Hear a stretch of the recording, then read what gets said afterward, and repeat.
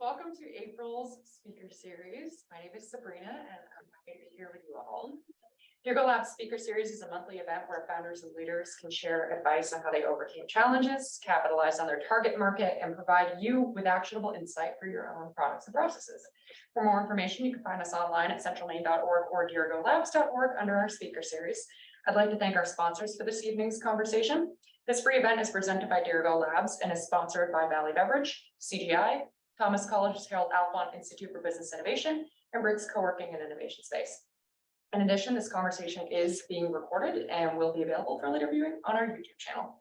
This evening's conversation is presented by Susan Ruhlin of Dirigo Labs. In this speaker series, Susan will share her experience using the customer discovery model to making early hires and establishing a positive culture in a tech startup. And without further ado, I will pass it over to Susan. All right. And by that, I mean, I will literally pass it over.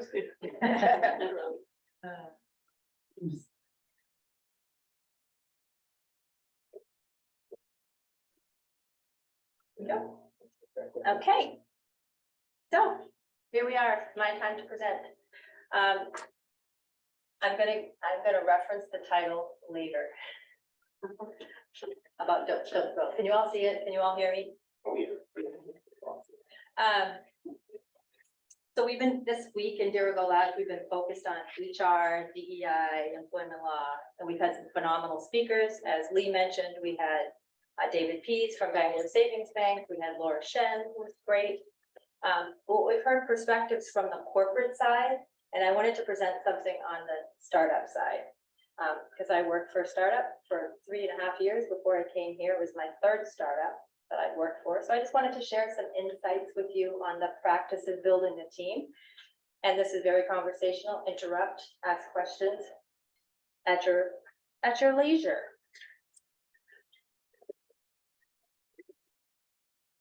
Okay.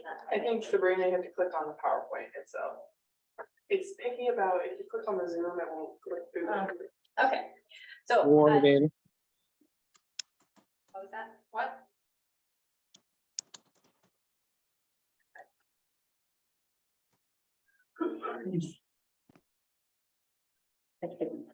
There we go. Okay, so I just wanted to contextualize where I work. I wanted to just give you the story of the company that I worked for, because I think that will be helpful to frame our challenges, maybe. So I worked for a software startup in Portland, Maine, called Introspective Systems. It was founded by two brilliant women in tech, Kay Aiken and Carol Johnson. I met them in 2010 when they participated in an accelerator that I used to manage called Top Gun. And at that time, they had built a platform called Simplexity for the architects and engineers market. It was really designed to streamline the design process using disparate data sets.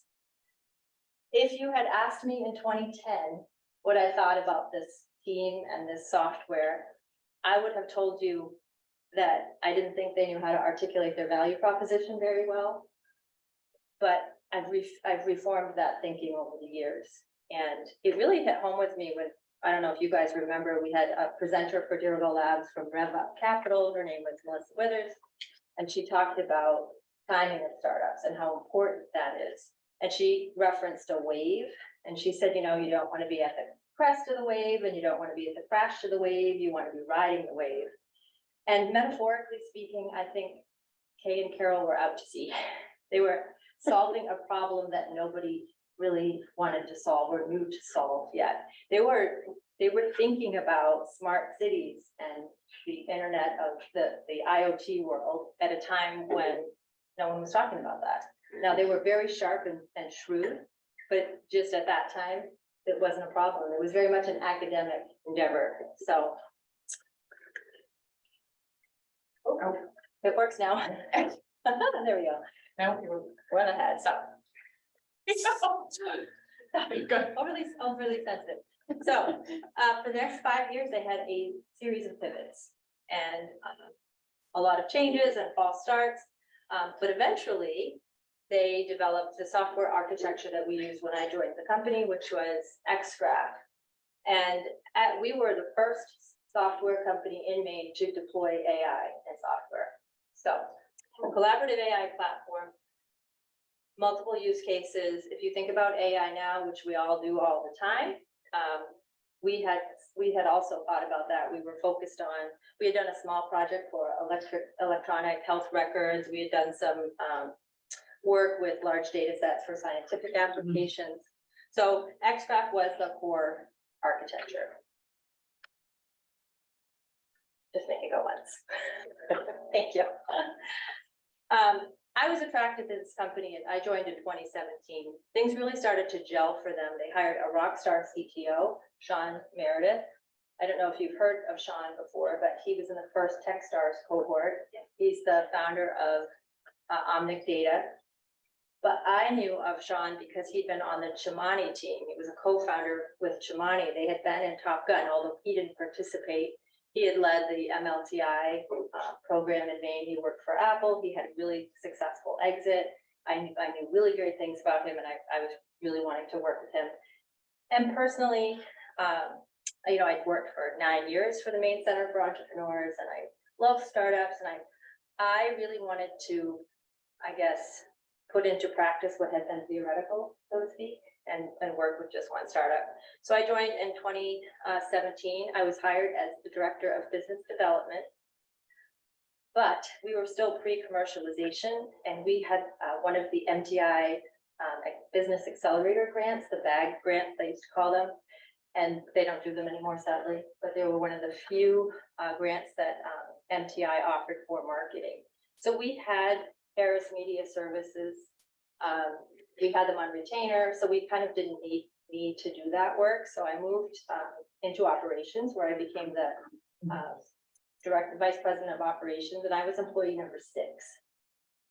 We also, before you change that, just to give you an idea of where we were funding wise, we had won a total of 3 SBIRs, one phase 1 for geothermal energy. We won a phase 1 and phase 2 from the Department of Energy for the grid modernization project. Really important to go where you have domain expertise. Our domain expertise was in energy. Our co-founder, Carol Johnson, had a PhD from UC Davis in geophysics. So it was very aligned with the commercialization project that we were doing for our phase 2.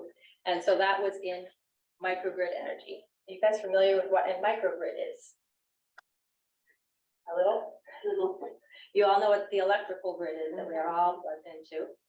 So microgrids are just smaller versions of the big electrical grid. They can be literally small enough to be associated to just one building or for whole communities. They always have a power generation source. It's usually wind or solar, can be tidal. And then there's always an element of storage. So what we did, our software made the grid performance optimized. So we really wrote software for the controls to make the grid, the microgrid smart, if you will. So that was and the name of Introspective Systems energy arm was Dynamic Grid. So that's where we were. I'm ready.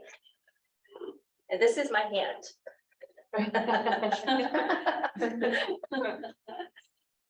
So what was our problem? Our problem was that we needed to attract expensive talent. When you're in the software business, you're in the people business, and people are your assets, and that's expensive. So to scale this business, we really needed to hire algorithm scientists, a data scientist, we needed engineers, we needed quality assurance people. So it was a heavy lift. On that slide that I showed you about the funding that we had, we also had a BIRD award for $2 million. So that was a binational U.S.-Israeli research and development industrial foundation grant. So it was $2 million. So all in, we had around $3.5 million. But it never plunks down in your bank account as $3.5 million. It's always coming in tranches. So it's incredibly difficult to balance hiring people as the money comes in. You know, you need the people to make the money. You need the money to hire the people. It's classic problem, the chicken and egg. So I wanted to just take an aside here. We've been talking about this week. I know you know this, but I always think it's important to kind of focus on this. you know, startups look very different at 4 founders than they do at 10, than they do at 20. So at 4 founders, that's probably your equity class, or your, you know, founders and very early hires that you've enticed with equity. Everything is very ad hoc. You know, you're all working and you look up and you're like, hey, are we taking President's Day off? And it's kind of like, yeah, okay. But by 10, and I think David P said 8, by 10, you really need to have some formal policies in place. It's really important. And then at 20, I think you're starting to have teams within your company, a sales team, a development team. So my hypothesis was that people are motivated by more than just salary. It has to be, right? Because we did not have a gold health plan. We did not have a 401k. We had older offices, you know, we had a challenge, I'll say that. So I came from the world of accelerators. I'm a big believer in Steve Blank's teaching. So I took a very customer discovery-esque approach to trying to get, and we were trying to get from 11 employees to 20. That was where we were. So the first thing I did is I interviewed 35 companies. And I talked to the founders, or if they were big enough to have HR. I wanted to know what was out there, what was being offered. I wanted to look at companies slightly smaller than we were and aspirational to where we wanted to go. And those conversations were about a half hour, and I had them either in person or on the phone, and everyone was amazing. Everyone shared. No, everyone opens the kimono, so to speak. The conversations were commiserating like how hard it was to offer health insurance. I think at that time, this is going back to like 2019, there were 3 companies writing health insurance in Maine. I don't know, Heather, if that has changed, but I don't know if you knew this or not, but it's tough. It was really tough. But it was definitely a feeling of like, let's keep this conversation going. This is great. So it was a really positive experience. And then I did surveys, and you see here, I surveyed millennial and Gen Z STEM.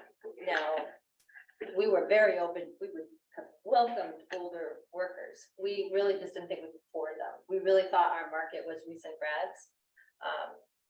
So what I did here is I made a survey in just Google Forms. I knew my market. I knew this wasn't going to be a lot of narratives. This was going to be radio buttons and rating scale questions.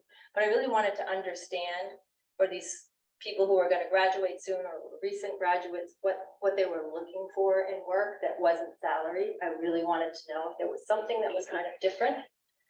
I knew the results would inform my job descriptions. And then we wrote policies. I wanted to do a handbook so we could have a really strong culture. And then most important probably was the legal ducks in a row. That's such an important thing to do. A lot of resources are available to help with that. But if you had any amount of money to put towards an attorney, I think I might put it here. That is things like if you're going to have an NDA, it's important to have an NDA. It's important to have, we had invention assignment agreements. We hired Adam Nyan from Perkins Thompson. Very important. You want to understand how people are using your proprietary products. And what you want to do is protect anything that they make for you, protect that it stays with you. So even if you don't have a patent, it's still really important to have an invention assignment agreement. Employment contracts, really important. So Adam did those for us. He reviewed our offer letters. So I think if that could give you one piece to take away, it would be definitely get your legal ducks in a row when it comes to making those first hires. And partnership agreements, Jake, for you, really important. Sometimes people just have these casual conversations, and there are things like you could bring someone in as a partner, and then perhaps maybe they died. Are you suddenly in business with their wife? Like, there's just so many considerations. Still, I think attorneys are so relevant, and I think Emily spoke to a lot of that in her talk as well. So regarding your focus on strong company culture. Yeah, we're gonna get there. Okay, good. I'll speak up later. And I want that. I hope Yeah. you do. Yep, I will. So what did I find out? I wish I could tell you I found like the earth shattering thing that was like, this is what we have to do. But the truth was, no one was really doing anything crazy, right? Like, I think there were two companies. So I talked to like Ocean Renewable Power Company, Dream Local Digital. I talked to Sam Matosian's company, Yarn. I talked to so many different companies, and I found there were two that were doing no limits on sick time, but everybody was like, no one had gold health insurance. Most offered flex time. You see that a lot in tech. You see with developers, they really are looking to have kind of an alternative. They like to work at midnight. You know, it's an odd group. They just are. Those offered the federal holidays off. So it wasn't anything crazy. And then on the talent side, you know, nothing really surprised me there either, other than dog friendly. That's big for millennial and Gen Z. Paid volunteer time. That was something I hadn't thought about. We decided to offer that, and we kind of looked at that as marketing dollars. Like, our only requirement was that if you go and work on a Habitat for Humanity house, or teach kids to code, or walk dogs at the animal shelter, let us promote that. Let us have a picture, take a picture and put it on our social media. But like, work-life balance means different things to different people, right?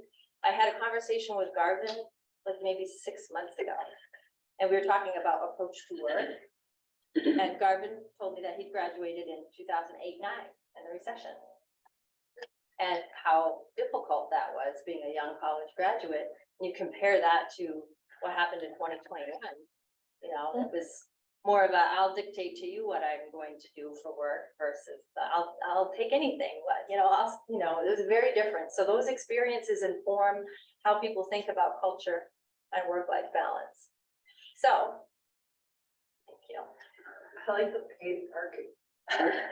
In Portland, that's a big thing. Yeah. I'll tell you one story. I worked with a founder named Tom Hall from Hall Marketing. I've shared this story with Emily probably too many times. But he did a thing where he knew his employee was going to be a Gen Z millennial. And what he did is he bought a company car, and people could check it out as a benefit. And he knew his employees were probably not going to pay for their own parking in Portland. So he was like, I didn't have to pay for 15 parking spots. I only had to pay for one. And it was my company car that people checked out. So what did we do? So going back, remember 2019, I didn't get anything that was really crazy informative from my survey work. I wish I could say that I did. And I got something that was more validating, I think I would say. So I went to our CEO and I said, okay, I really think we have an opportunity to be disruptive here. We could be the first company in Maine to offer unlimited time off. What do you think? I've done all this research. It's not like, there are companies that have done it. People tend to take less time off when they have unlimited time off than they do when you put guardrails around it.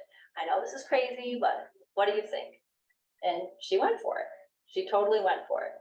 So we put guardrails around it, believe me. And I'll talk about that in a minute. So what we ended up doing, the 2 days of volunteer time, we did 2 personal days, and our employees on our staff had said they really wanted to be able to take that in hours. They didn't want to have to take a half a day if they just wanted to vote. So we incorporated that. We already kind of. This a month? Per month? No. No, per year. Per year. Yes, per year. Yeah. You're gonna ask me probably, I would think you wanted to ask me if we had unlimited sick time. We did not have unlimited sick time. You can get away with a lot if you say case by case basis in your handbook. So you could give someone like 5 days off, and because that is, I think, more ripe for abuse than time off, that scheduled time off that's really for the well-being and R&R of the employees. So we already had good coffee, but and we did pay for parking. That was really expensive. And we became a flat, non-hierarchical organization. So that was a very cool thing. It was a very big part of how you can do unlimited time off. We really adopted this ethos. To be honest, we didn't have great culture before this happened. And it's something I'm going to talk about in a minute, but I think that is a risky thing for founders. if you infiltrate bad culture. So we were doing a little bit of repair work, I would describe it. But we became completely flat. And so that really was our mantra. You do report to the team and the team reports to you. So you have to have some decision maker. There are criticisms. I think flat management team works great for teams smaller than 20. I think it's a really hard thing to do for bigger teams. And there are some criticisms of it. I think the perception can be hard to get a promotion in a flat structure. But that's what we did, and it seemed to work well for us at that time. Quick question. You said you were kind of working through, you were noticing that your team was kind of struggling a little bit. Well, just out of curiosity, you don't have to dive into all the kind of details, but what were kind of some of the bigger factors that were wanting, a switch like that to a flat kind of system? There was a little bit of a breakdown of trust, I think, from a bit. Having a startup is probably one of the most difficult things that you can do. I think besides maybe raising kids or battling cancer, it's an incredibly difficult thing. And I think the stress of that can trickle down from the CEO and the leaders to, are we going to meet payroll? How are we going to meet payroll? I think so. And I think it's possible that you could be unprofessional perhaps, and you could say things that are born of stress and we can all understand them. But I think so we really had some repair work to do, I think, to kind of build back good rapport amongst the team. So I just wanted to share this. I just found this on ADP, that's a payroll company, but this is something that unlimited time off is what people want. They really want that.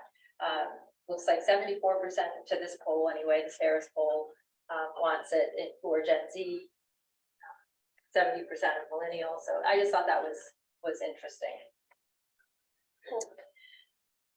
So the company culture, I'm starting to allude to that. I think company culture is, Lee and I talk about this book, Good to Great, that talks about putting the right people on the right seats of the bus. That's so important. That's a big reason I think why companies can fail. But another is just if you have poor culture, if you have turnover, that's awful. So what can we do? So I think we can build a company that you would like to work for. So I just put a few items here, but I think this could, stimulate and spark a good conversation for all of us. Founder trust. So nobody works for a startup thinking they're going to retire in 40 years with a pension, right? Startups are inherently risky. And I think understanding why someone would want to work with you is a really important consideration. And I think most founders believe that no one cares about the company as much as they do. And I think that is patently wrong. I think there's a reason why someone wants to work at a startup. And I think it's probably because they want to build something. They believe in your mission. They believe they want a seat at the table. They want to help you. So use them. Let them do that.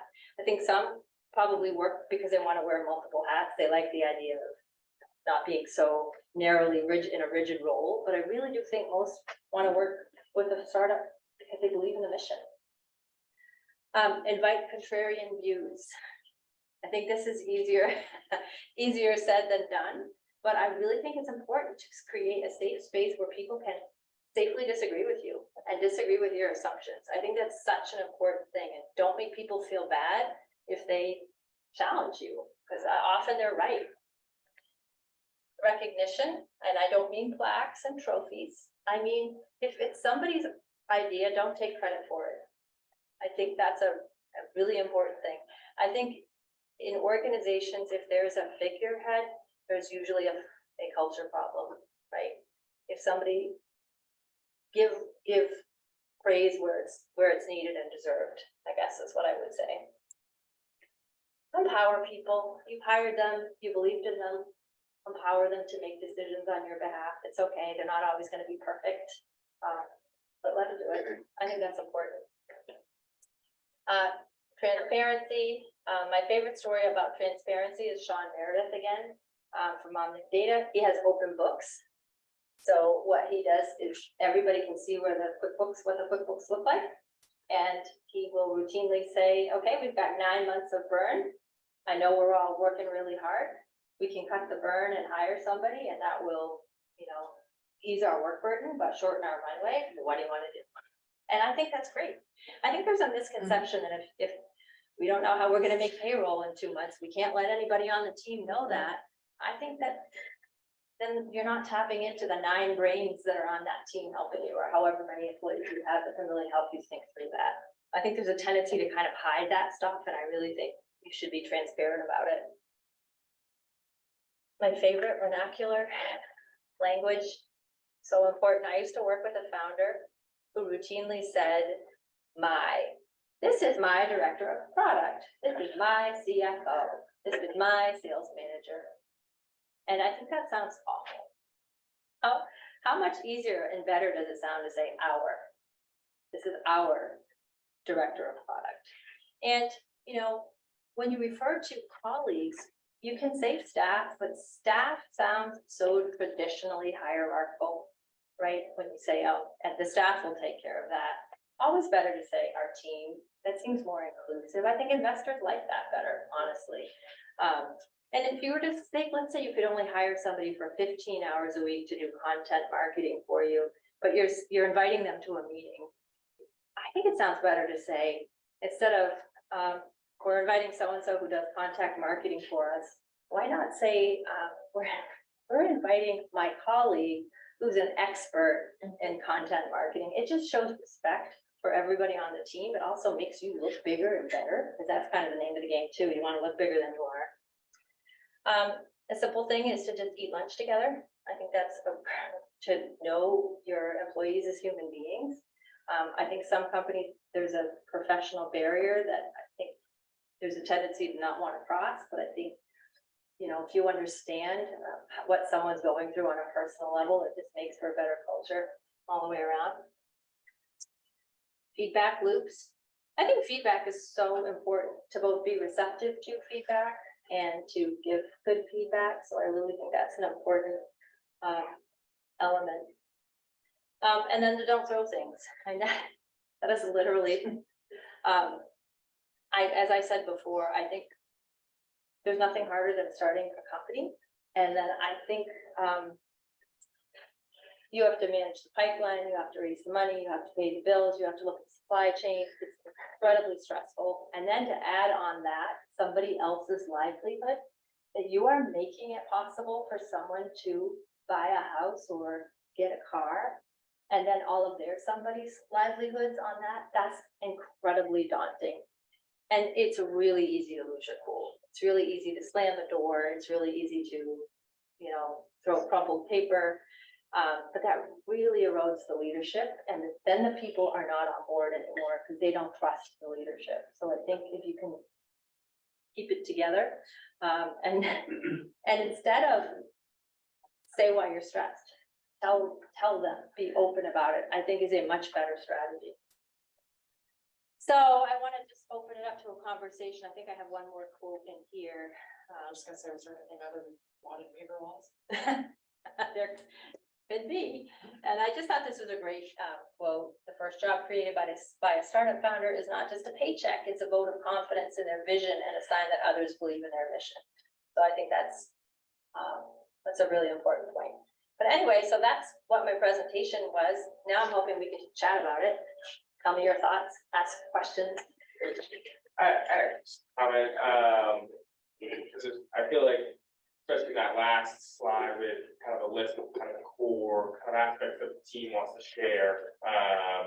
I've had kind of people within my group, I try to do expediency, but I've also noticed during that process, they don't always respect that back. I guess try to evaluate people's, I guess it sounds kind of vague, people's energy at the start. I don't know if you've had any experience of kind of being able to identify that, or does it always kind of go through, sometimes you just kind of try somebody out to, decide whether they're a good fit within what you're trying to create or not. Because, I've done a few things like, just for example, I'm not to babble here, but I work with a lot of junior devs. So, full-time jobs, younger kids my age. And when we were doing some development this winter, obviously we got some snow and we were really pushing for some bigger releases and we needed cram to get some stuff done. And so I was, chatting with, oh, can you get this done, by X date, we're trying to get it done by the end of the month. It was a long kind of period. He just kind of kept putting it off. He had things come up, which is fine. Again, that's why I put a long lead time on it. But then that last week, I kind of had to make a point, like, okay, we really, that end date's coming up for you. Like, how are you looking on it? And then he kind of follows up like, oh, I think I might go skiing now. Again, because my energy was very trying to be accepting of his schedule at the time. Again, it was a personal thing that he wanted to do. But it was a big learning curve for me where I was like, ooh, maybe I'm being too lenient, maybe I'm misinterpreting his energy and he's taking advantage of that. I don't know, I kind of thought that was the point to start some more of the conversation. The two things that come, that's great. I'm glad you brought that up. The two things that come to mind to me first are the idea of everybody's working a full-time job and doing this kind of on the side. That's one big factor. But yeah, I didn't say this and I meant to think about in a software company, but I think it's apropos for any business, right? So in a software company, the CTO generally writes the technical roadmap and then sets the milestones. And then there are sprints and the scrum master and the project manager task the sprints in between. So you can imagine for our company, right, how unlimited time off could be so burdensome, right? That could be a huge thing to manage because if you have only a team of 10 and one person's work is informed by someone else's, how the heck do you do unlimited time off? So I'm going to answer you by saying it's an art, not a science, and it's about culture. And we went to that flat management because we required that if you were going to take time off, we mandated everybody took 2 weeks off a year. You had to. However, anything beyond that, you had to get permission from the very people who would be burdened by your not doing it. So you had to ask. That's why we did that. You report to the team reports to you. You literally had to ask for their time off. So in thinking about your situation, I really think that it is that team dynamic. You have to have the genuine buy-in.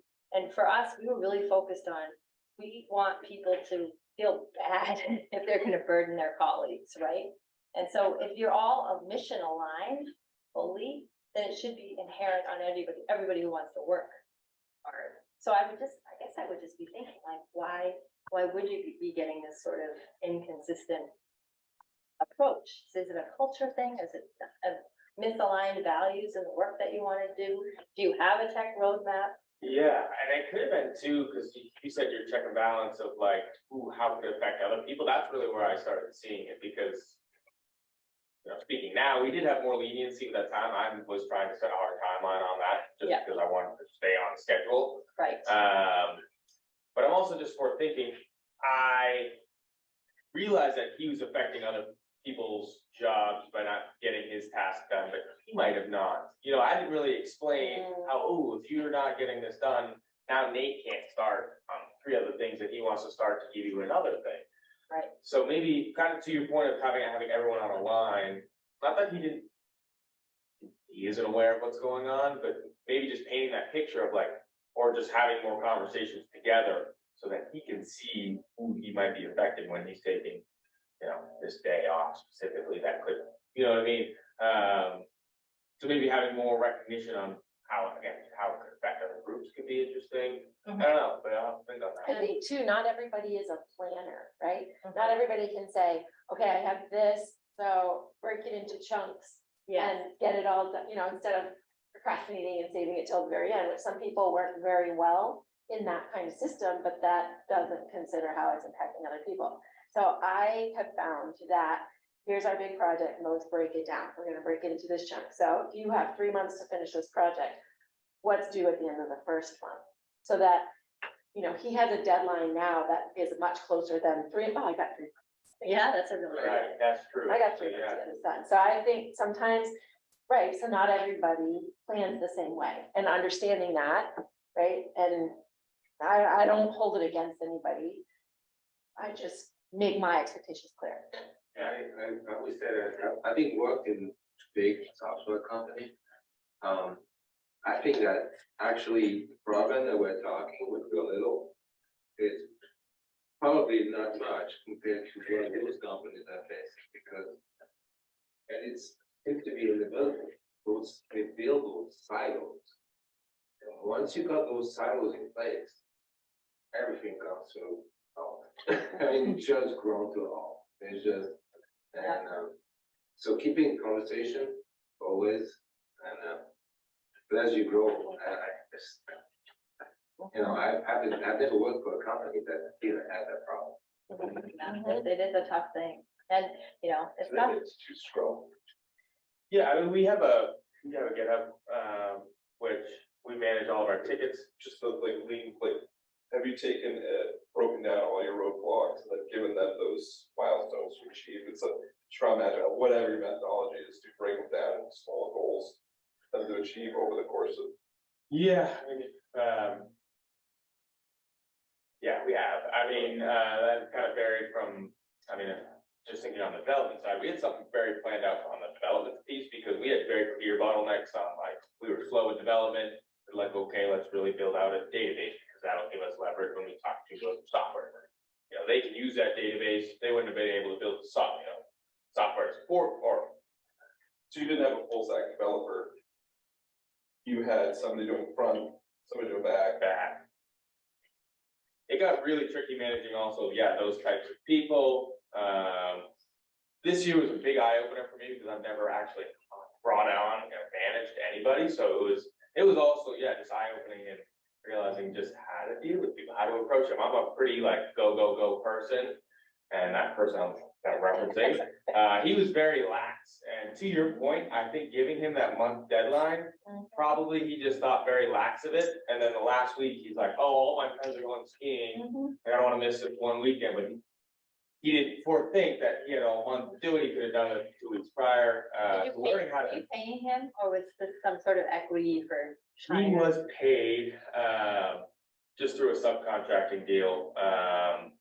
So that also probably maybe didn't incentivize him at the time because he's getting $400 How did you structure those payments? Like, think about a contractor, right? You never give the contractor the final payment until place is clean. You structure them that way. Yeah, he wouldn't get anything really till he would finish it. So I would give him like a brief, essentially the ticket, and then he would work my lead dev, break them into more tickets, and then once he was done. Did he not care about the money?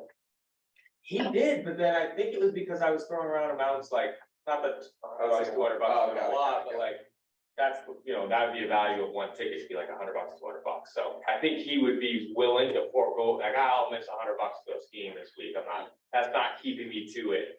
So I think that was also a piece too, where I wasn't throwing around lots of money. It was more like, I would also paint this grand deal's idea of like, come on board with me, you know, like I was always pitching him down the line, we'll get you on equity and like, you know, we'll make this payday happen for you. But the $100 was just to kind of keep him. If you haven't written software, I think I'd rather shoot myself in the head than manage. Oh, it's been, and finding people is Doing been. it as a contract job. Well, that's why I've been trying to go to the software group, because I'm like, I'm not dealing with these, not that the younger kids weren't great, gave me some great expertise, but it was a lot of learning this year. It was like, That's good though, that's important. certainly was, Yeah. yeah, the different Very styles, different developers. I have one who's super chatty, could be a sales guy. And then this other guy that I'm referencing, it's so hard to just get a couple sentences out of him. Like, there's huge differences in the software people do. It's really tricky. Yeah, it's not just software, I mean, it's just. Probably. It just has to be the right match for the job. That's Yeah. it. And Yeah. Well, yeah, it's tough. Susan, did you get your flat model from Zappos? Like, did you copy their holacracy? Like, they use holacracy, or they used to when Tony Shea was alive, but No, Yeah. I was just looking for an image of something that was that's non-hierarchical. really cool. So Zappos did a flat model all the way across, all the way to like $500 million. Well, and I- Amazon is technically a flat model, Gotcha. 600,000 employees. So they do look differently, they still look hierarchical. It's just the way you move around. For us, though, we were the CEO and then all of us. And even that was a shadow flat. I have to say this too, because this is important. You have to have somebody for conflict resolution. So you still have people identified in your organization that you're gonna go to if you have some harassment or something beyond the CEO. So there is, I don't wanna say it's gimmicky, but when when we did unlimited time off, the first thing I did, and I didn't tell you this, but we were gonna be, I didn't tell you the end. You're gonna ask me, probably, I would hope, like, how did this work out? Like, did you get like? We're asking. Right? We're asking. I'm asking the questions for you. It's ready for me. No, you know what we got? We got COVID. COVID is what we got. So I did all this work in 2019. We did it all. Renee Fortis had we were gonna be featured because we were the first company to do unlimited time off in Maine. It was gonna be really splashy, great earned media for us. And then COVID, and it was gonna be for March of 2020. Oh, my God. So immediately we put on a hiring freeze. Also, our co-founder Carol Johnson died during this time, like this was awful too. She had died in 2019 from a really rapid cancer. She was brilliant. So we really had the 1-2 punch. So we put a hiring freeze on, but just before that, I had put on LinkedIn, first company to do unlimited time off, and then Drago Stanchu, I don't know if any of you know him, but I love him. And he immediately wrote, as long as you finish your tasks. And I was like, it's being perceived as a gimmick, a hiring gimmick. So then I was like, no, we mandate that everybody takes 2 weeks off. No cell phones, no nothing, but yeah, so it is tricky. So it is really tricky, but it really comes down to what you can do. The team is the most important thing. It's something I really stressed when I interviewed for Dirigo Labs. Garvin said, we're gonna do a flat management. And I was like, I know all about this.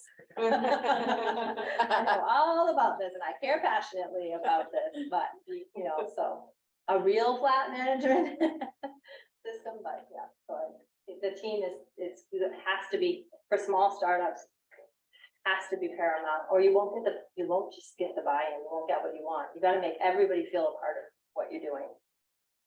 So I have a question about how much you adapt to the individuals that become part of your team.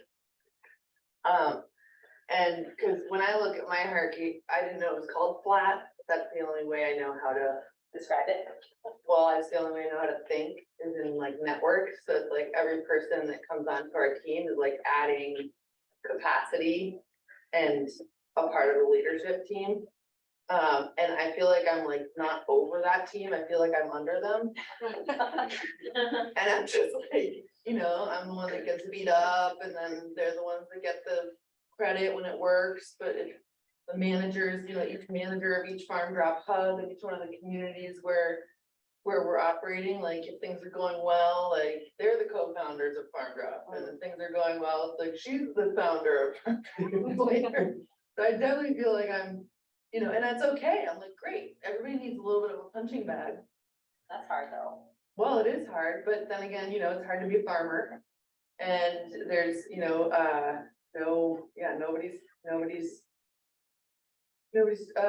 throwing things, but I would say that my biggest problem is like how to determine in a remote working environment, like email culture and communication culture, because I get it wrong, and boy, do other people get it wrong. And I feel like I get these emails, it's so easy, right, to just shoot off an email and you're disgruntled, and like the person receiving it doesn't really know how mad they really are because like words on screen. Especially with multi-generational, right? Because Gen Z doesn't like to email at all. Right. They also don't like to pick up the phone and call people, and Right. people are like, I can't tell the tone, I want to talk to you on the phone. Right. So that is an issue too, I think, for startups. Is the approach to work is very different generationally, I think. So I was gonna suggest to anybody that hasn't done this already for like routine work, I use something called Voxer. And it's basically like a walkie-talkie approach where you can create teams and channels within an app. And it combines text, voice message, but you can transcribe the voice messages. And you can just like in your car as you're driving home, if you haven't had time to listen to the Voxers about the project that you're working on, you can just hit play and listen to the whole conversation.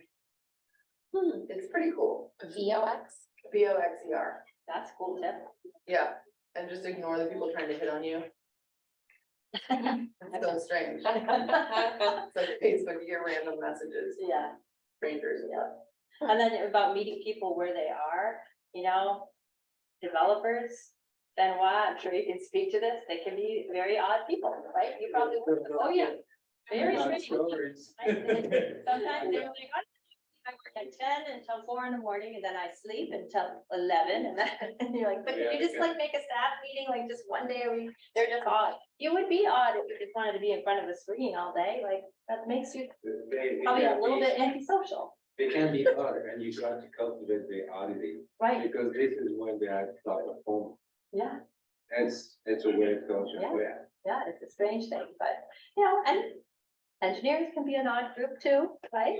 Chris, you probably have experienced that with some, you know. Odd in a good way. Odd in a good way, but no, a little different way of thinking, just to have to meet people, you know, where they are. I just have one story. I was a guy that was brilliant, but he had to be in a cave.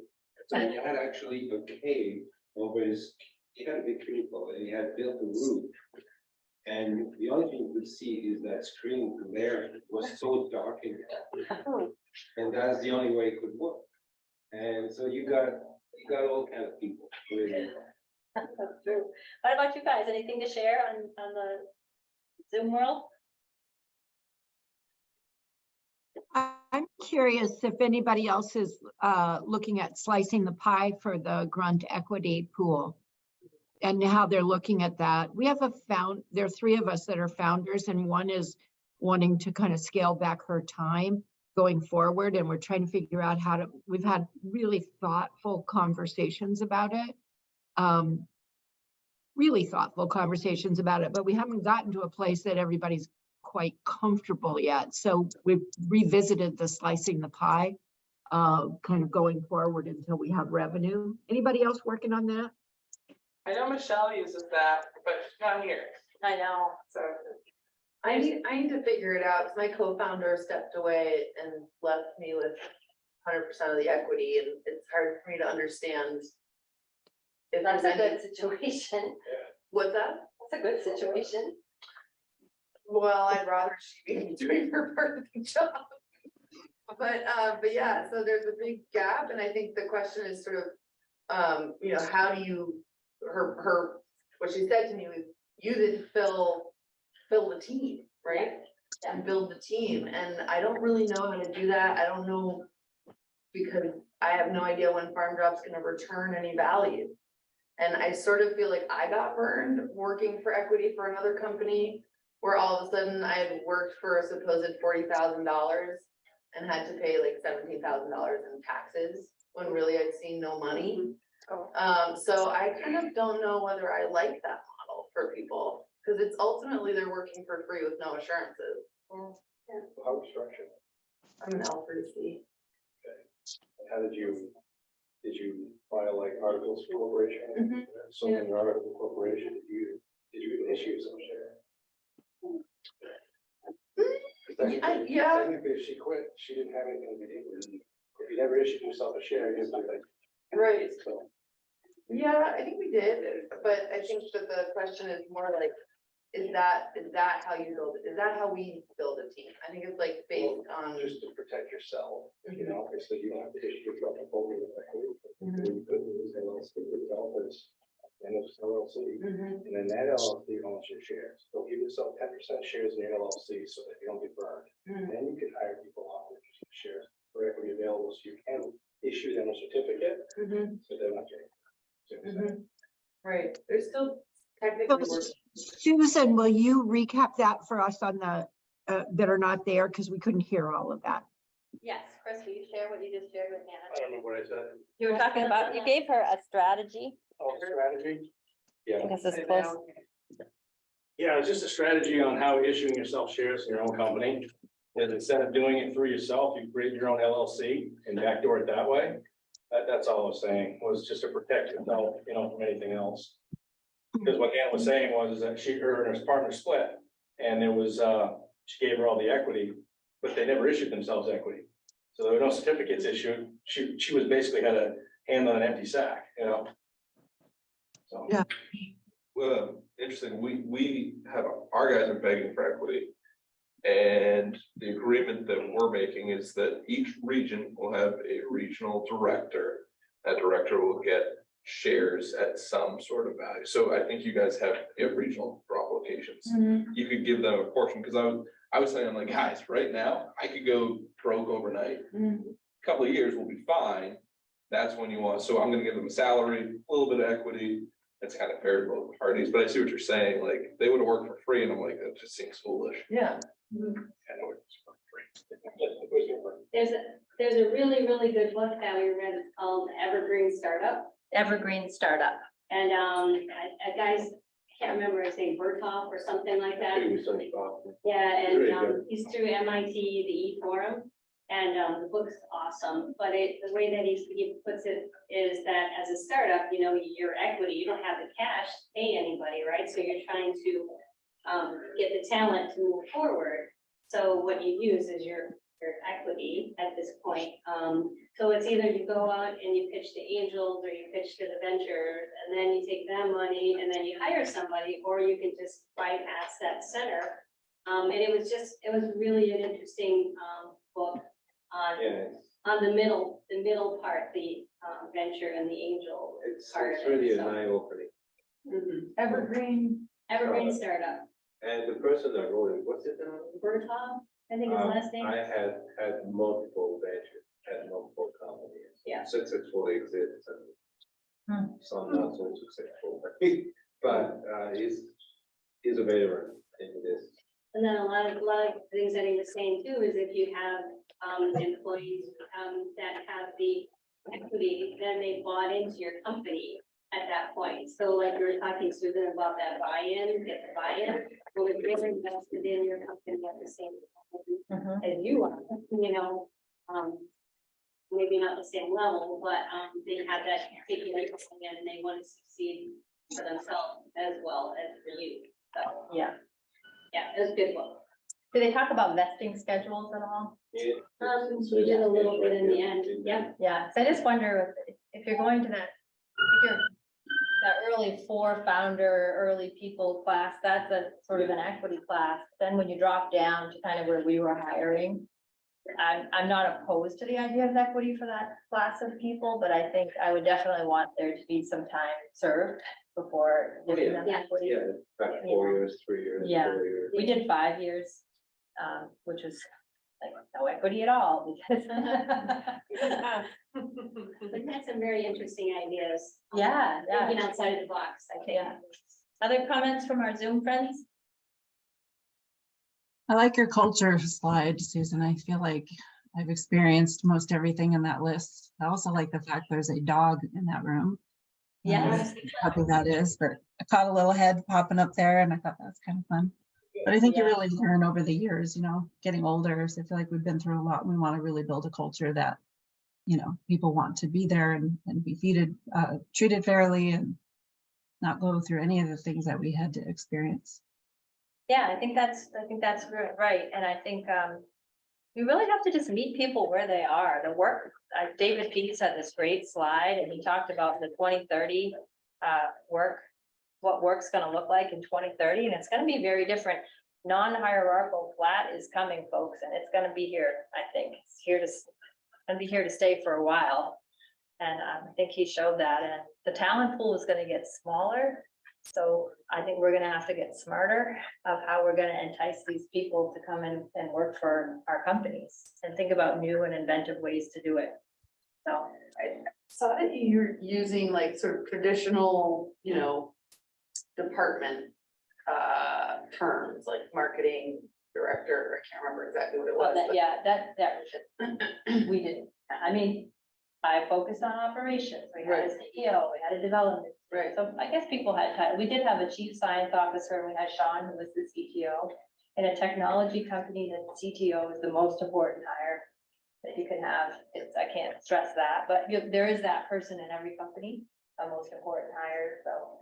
I've been playing with keeping the hierarchical names because I want to be a CEO.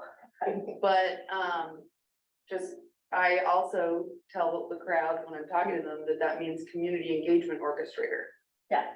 And so it helps to sort of soften Yes. I don't feel like I need to be a chief executive officer, but just so you understand who I am in the company, I'm gonna use your language and I'm a CEO. But really what I'm doing is engaging. And so I think one thing that would be fun for us is if we hire like a CMO and a CTO, that they figure out what that really means, you know? And that's what happens a lot in a startup too, is I think the wrong seats on the bus that Lee and I talk about, in a startup, someone's doing tickets and customer experience and, you know, and the marketing person might not be the best salesperson, but often that's what you see in a startup, and that can be a really bad thing, you know, if you have that misalignment of talent. And sometimes you're desperate to just get anyone in the door, and the person would take the job, so you hired them, and that's kind of a hard thing. And you gotta get rid of people that are not bad eggs. You gotta get rid of them fast. That can poison a company, so. On the flip side of what she said, are there some companies, I think I'm in this boat, you start growing and then you just want to hand it off and just be an owner? I don't care to be the CEO, but does that happen where you're just like, things growing, there are people that It are all should happen. smarter than I am. Founders are rarely as good CEOs. Depend on being. And you guys see somebody, let me know. I'm gonna do You that. definitely need to learn. I mean, I think everybody has that bad habit, but you need to learn to delegate. Yeah.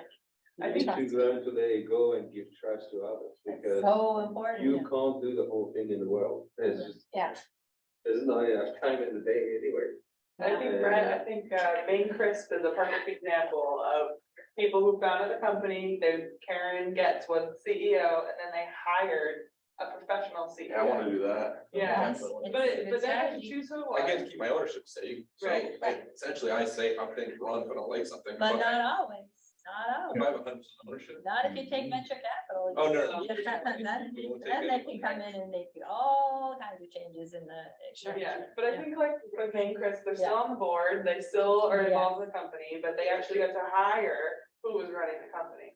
But I actually think that your point of being the owner that still makes the decisions. I think the point is if you're gonna hire a CEO, Good you're gonna empower them, let them. make not the undermine them, but like if the things, like if I'm losing money, I'm gonna be like, you're out, get new guy in, Mm. and yeah. Steve Jobs. I was just gonna say, didn't it was Steve Jobs? I was gonna share a little bit, regarding culture on my own experience. I've been at this very large company now for 16 years. And it Remind us the hospital you're with. Maine General. Maine General. Yeah. And so pre-COVID, it was over 4,000 employees. And so there's a large challenge in a flat, right? right. We do have our chiefs and directors and managers and supervisors and staff. And, right, okay. And I know it, but that's how it's designed. But I think there's opportunity, more of a bottom-up approach versus the top-down approach, right? So, and I do appreciate that. Not all, but many of those that are in the higher end of that hierarchy are very interested in hearing what the people on the road are saying and doing and what they need. But what I can say I love about the organization, one of the most important things about them is their value and culture. And, you know, there is that annual review, and 50% of employee scores are culture oriented. And so they look at values and standards and how you're doing with professionalism and how you are with respect and how you are with compassion for not just patients, but your peers. Like that is 50% of your score. The other 50% is how you do your job. Like, what are your skills and are you using your skills? And I love that. And I can tell you that in 16 years since they adopted that model, you can feel a shift because the people who don't do well in the scoring with regards to culture, they don't stay. They don't stay. Yeah. Has And anybody so- done 360 reviews before?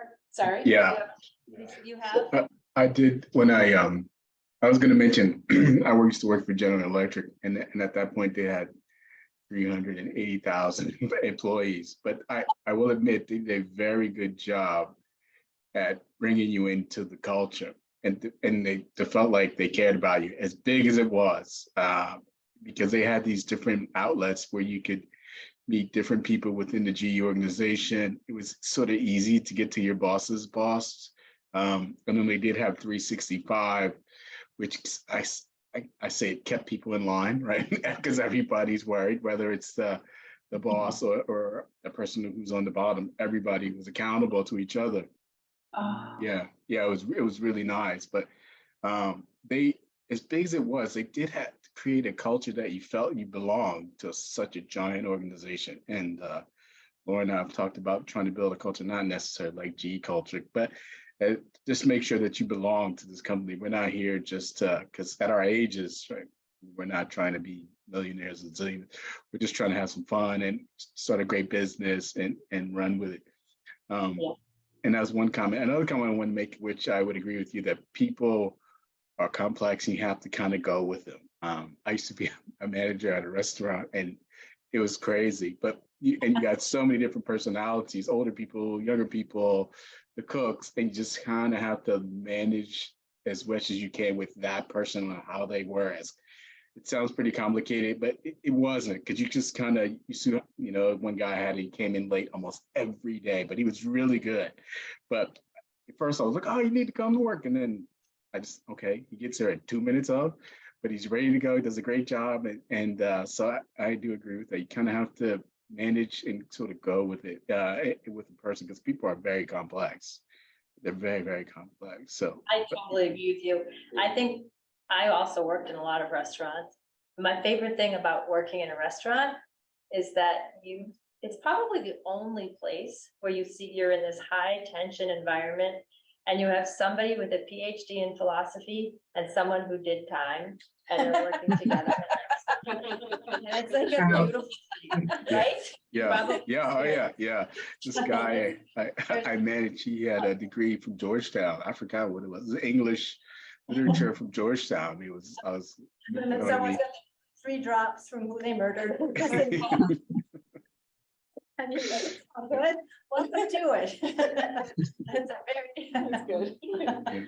It's great. Everybody should work in a restaurant. Like, it should be required. It's either military service or you have to work in a restaurant. I don't know about you, Susan, but it's like I started as a bust girl, then went to a hostess, then a waitress, then a bartender. It's like, I think once you work every position, you then really can kind of put yourself in anybody's shoes and and understand the role too. It's kind of like with any job. Yep. Working with the ground up, you have a good appreciation for what they do. Yeah, so true. Yeah. Retail's another one. Yeah. You can work Cooks well. holiday season, survive. So true, so true. What about from our guests? What's your experience with workplace culture? Workplace culture, I have been building houses, designing and building houses by myself since '84. So You have a great culture, I have a obviously. great culture. But I would have a level playing field. I'm like a benign dictator because I am dependent on other people, especially if I need licensed trades. And I've got this handful of people I really enjoy working. And they all know that I need them there because somebody else has to do something too. So everybody's invested. It's not their project, it's what they do. They're grown up, so they're pleasant. And I love having them on site. But still, I'm the one who's making the decisions. Yeah.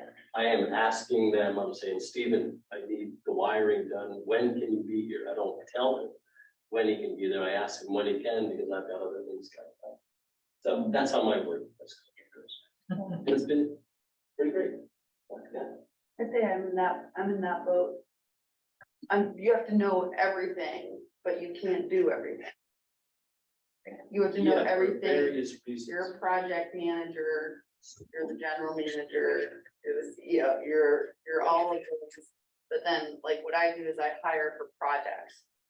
And so I have my customer support and tech support person that comes in that I love working with, that is reliable, but he takes unlimited time off based on our budget.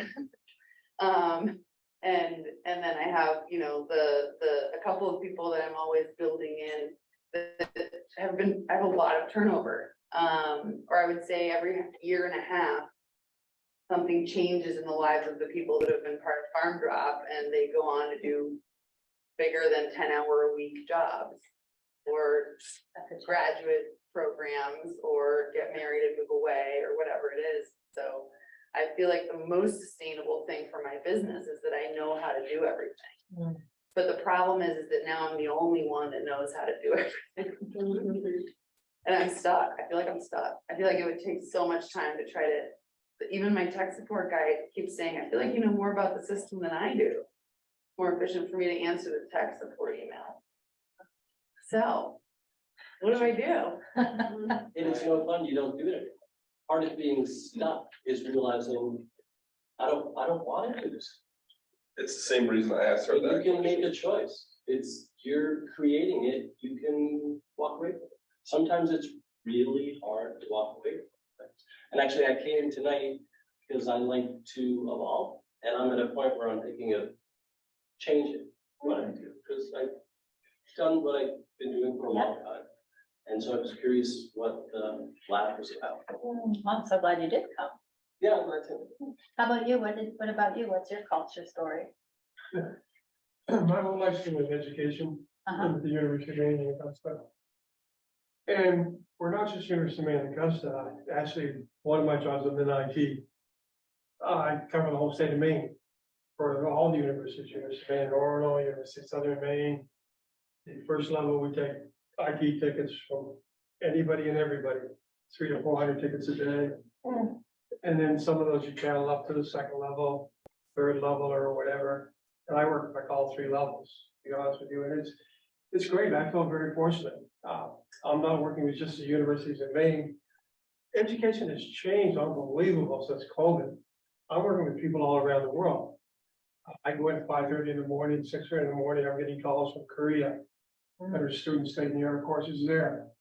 It's incredible, from hybrid courses to high flux. It's a great environment, but it's also a very competitive environment, a lot of politics. You mean like university politics? Yeah. Yeah. Yeah, a little bit of anything and everything. But bottom line, the technology, I feel us very fortunate to be. You know, how much I'm looking at her Mac, her Zoom, what you folks are doing. And I've had, well, I won't say how many years, but they'd be aging me. I think it's obvious. But I was gonna say, it's hard for me to say. That's great. Do you feel like that you're in your job, you have a good culture, a good work culture? No, Oh, okay. no, I feel at times it's very toxic, a lot of backbiting, backstabbing. But I love what I do. So I just try to get along with everybody, and I like the challenges. Yesterday, I was working with the financial aid department, because everything had crashed, and they interviewed with the Department of Education. We had to get up and going right away. So no, I just focus on the challenge in front of me, be nice to everybody, and count my blessings every day. Yeah. Sort of thing. Yes. I just wanted to add one thing too. I think that for a start, that's very important. I mean, I'm thinking software, of course, but a brain drain, meaning you're small, you start with, and if you got so much knowledge in one person, that just that person is holding, that can be a huge danger for starting, because that person, whatever happened, across the street, dies or whatever, then what? It's just. Yeah, we had a little of that at Introspective Systems when our co-founder died. We had a plan we were designing software for the controls of microgrids. But we saw an opportunity to use supercapacitors and not lithium ion batteries. So we formed a partnership with a company in Dubai called Kilowatt Labs. But they were very much the startup that we were. And so we were selling the supercapacitors, but they didn't want to ship unless they could ship a full container. And then the pandemic came, and then sort of everything stopped, and we really were impacted by just the pandemic and the supply chain anyway. But yeah, it was that one person that she was the architect of the software. You know, that was a significant blow to our company. Is it still up and running? Yes, Introspective Systems is up and going. Kay just hired, she's back to hiring again. I know her, she will be back, she will be successful. I fully believe in her. She's a really smart, very, very capable founder. You know, and if anybody can survive, she can. So, she'll be great, but, you know, they taught me a lot, certainly, so. It's not easy. I think Lee has. Oh, yes, Lee. Yes, no, one of the things that I am really fortunate to have is I have a multiracial daughter. And so we have, from, former husband, we have both a Muslim and a Christian background. She's brown, I'm white. She is a writer, and she's now in her late 30s. And when she initially started writing about her culture, she wrote, the quote that she made about me was, "Don't get me wrong, I have a very white mother." And I'm like, well, wait a minute, and Not that white. I was like, okay, I am from Indiana and I have bleach blonde hair, but that doesn't make me a very white mother. And so just being exposed to somebody of different generations and getting her feedback on things that I'm doing now is so fabulous. And it might not be your daughter, but there just needs to be people who, at least in my life, and it has worked really well, who expand that circle to give you input that you might not otherwise have been open to. So Yeah, I think that's so important. my gift is Sultana. Yes, that's such a great point. And our work with the Israeli company Bright Merge that I mentioned when we won that Bird Award, you're a little bit of a benefactor of that because Keith Lehman worked for that Israeli company, and now he's on your mentor team. Right, So, right. Yeah. but yeah, that perspective is so important. I do think it's so important to have different generations working together. And as much as we can, it's Maine, it's sometimes a little more challenging to have more of the BIPOC community working with us, but we're better when we have representation from what our communities look like. Mine is in-house, but I know that I would need to go out to go get it. How valuable those different perspectives are is something that you may not want to do it because you may not want to hear it, but I know now that I need to do that and I need to be regular about listening. Yeah. I think you guys are all great founders though, honestly. I think you all will be very thoughtful with your culture and who you hire. I really have that very strong sense. So just sharing my experience, but it's not for you, it's for all the people outside. No, I think there's just a conscious effort of awareness now. It's gotten so much better too. And when I was doing this, it was 2019 and 2020, and now everybody's doing unlimited time off. Whipfly does it, Covetrus does it. Covetrus gives I was just telling these guys, because Dylan works for Covetrus, they give you an actual attorney as an employee benefit. Awesome. Yeah, like you need to do a will, you need to have your real estate closing done. Like, that's a pretty cool benefit. That is, but that's really thinking outside of the box. Downey Cider unlimited time off, so. What's new stuff that's coming? I mean. What else is there? It comes out of Silicon Valley first. We just pay you to stay home. So if you have dog friendly, does that mean everybody was bringing their dogs in, or Yeah, we did a lot. you Yeah, have a lot of dogs? I would say we probably did like 3 at a time, kind of a thing. So- That's so a really big I'm pushing for we have a this. really funny story. Watertown office, it worked fine. People bring in their little dogs. Our main office, we get flea infestations like once every, because we had like, we had like 1,000. Perfecto. Yeah, we had to stop and start it again and stop, and then they had to like target a group of people and be like, no, you're not bringing any dogs, they always bring in fleas. Oh my word, that's not. Yeah, about the time off, I said, oh, great, now we just need to move to the French model, which is 3 months off. That's- And only 30 hours a week. You buy it here and there. Right, 4-day work weeks, that's a new thing. Yeah. I used to have a 4-day work week. It was. Yeah. It was. I know. Then there's the element of we gotta get the work done. I mean, I think what's new and not coming is asking them what they want Yes. and then making it happen, right? That's what I said to Garvin, that was our conversation, like But you now, know, Don't assume. what will you do? It's like Will you- always a Did you gimmick, consider though. 25 hours? a It's week? true. It's always gonna be like, and, you know, we had unlimited time off and then like, well, your utilization score is high and they're like, all right. so Yeah. We had 6 weeks of paid time off, we cash out, but now, and then once we found out that it's another gimmick.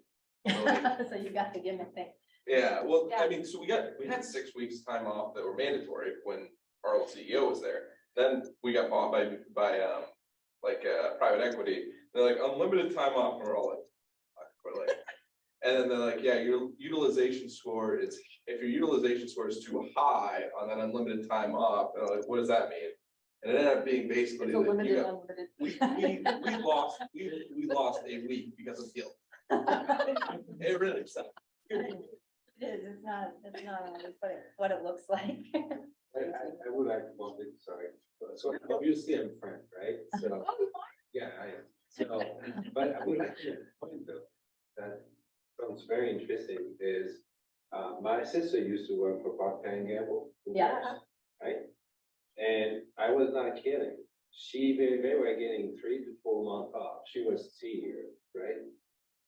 Yes, and there was holidays on top of that. It was still 40 hours a week. French and American. Yeah, and the company was making record profit still. So, you know, Well, I do think there is something to that science of productivity to being well rested. I mean, there is that. There's too much 100%. time off, but And requiring at least 2 weeks a year, because now our company, people were just thanking hundreds and hundreds of hours. We have an earn time, so you can yes, collect carry it and over. use it towards holiday sick, vacation. If you're never sick, you get lots more towards your vacation kind of. And I think that's a mental thing, right? But they now are like realizing that people were just working themselves crazy and not taking time. And so now they've capped it. And you can't, if you get to that 280-hour mark, you're just gonna stop earning. So you might as well take it. Yeah. And that again, another head game, right? So it's forcing. we used to have a guy that actually, he did the same thing. He would not take any time off. Yeah. Minneapolis, when I Bank was it. working there, and so they obliged him to take Mhm, his 2 weeks off. mhm. He spent his 2 weeks walking around in the office. Talking to people. Literally, he came every day. He was on vacation, Yeah. but he came every day at the computer. Yeah. We also do have the, medical, in the medical field, the sign-on bonus, right? And I think the last one I saw was another competitor who was putting out like $50,000. I mean, it started at 5,000 and then it went up to 15 and then it went to 25, and everybody's just keep nursing. Nursing at $50,000. Is that over like a year? Like how's that? They commit, they had to wait a year. Right, but they were giving $50,000 for a 1 year, so now they're doing $50,000 for. I'm sure you- I know, Down. it's really like, that's such a huge chunk of it is taken out. Again, it's now like. Well, the nice thing about unlimited time off from an employer's perspective though, is that final paycheck is just a paycheck. Right. So if you don't allow, for small companies, if you don't Sure. allow that, Sure. that's a lot easier. You have to budget. Yeah. Yeah. It's easier to manage.